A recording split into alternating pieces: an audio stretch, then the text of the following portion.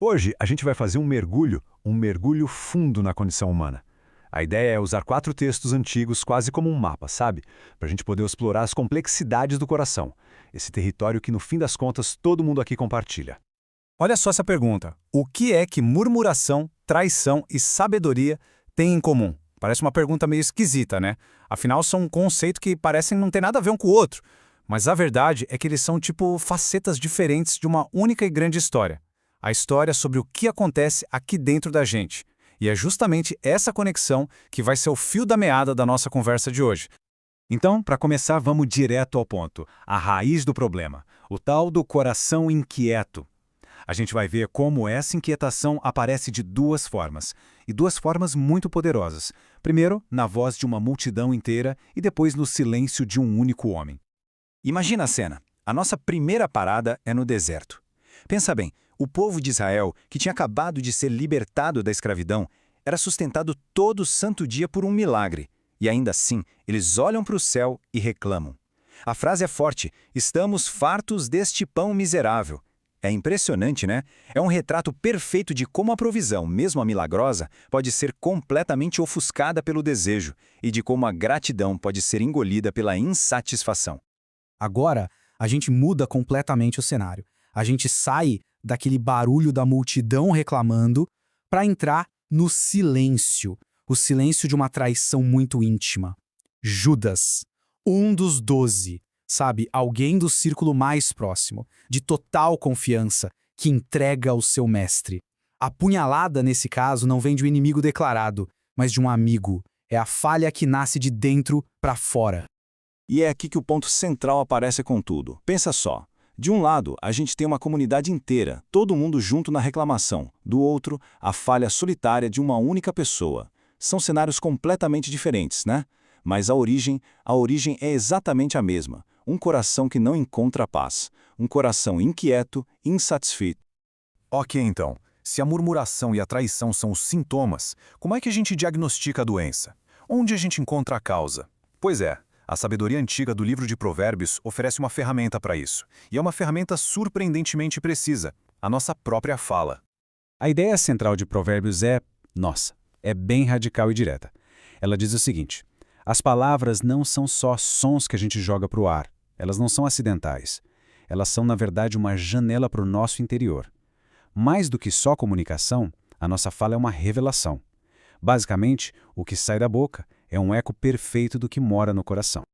E olha como esse contraste fica claro aqui. De um lado, a boca do justo, que é fonte de sabedoria, que sabe o que é bom, o que edifica. Do outro, a boca do ímpio, que ao contrário transborda a perversidade e, no fim, acaba se autodestruindo. O mais interessante é que a linha que divide os dois não é traçada por grandes feitos heróicos ou grandes crimes, mas pelo fluxo constante, sabe, das palavras do nosso dia a dia. Bom, a gente já viu o problema e já viu o diagnóstico. A pergunta que fica é: mas e aí? Existe um caminho para a cura? É exatamente aqui que a nossa análise chega no seu ponto mais alto, no clímax emocional, com o Salmo 51. Esse é, sem dúvida, um dos textos mais vulneráveis e honestos já escritos sobre essa busca por restauração. E essa jornada começa com um desarmamento total. A pessoa chega e diz: tem misericórdia de mim, apaga as minhas transgressões. Percebe? Não tem espaço para desculpa, para mas, para justificativa. É o reconhecimento puro e simples da própria falha. É isso. E logo em seguida um clamor desesperado por misericórdia. E aqui vem a parte mais incrível, na minha opinião. O pedido vai muito, mas muito além de só pedir perdão por um erro. A pessoa pede: cria em mim um coração puro e renova dentro de mim um espírito estável. O autor desse salmo sacou uma coisa muito profunda, que o problema não era só o que ele fez, mas de onde veio essa ação. O desejo não é só por uma limpeza, mas por uma reconstrução interna completa. Essa jornada toda pode ser resumida em 3 passos bem claros.